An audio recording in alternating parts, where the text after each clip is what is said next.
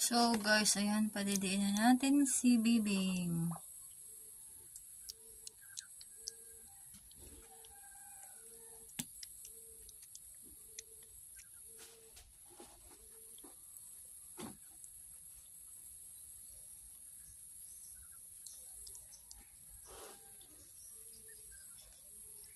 So ayan yung isa, kinagat na aso.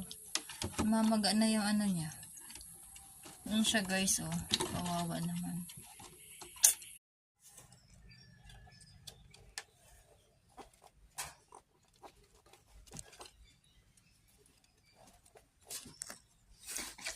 Tulog na ha. Tulog na yan. Ligalig ah. Mamaya naman, kakain. Ha? Mamaya naman ha. Tulog na.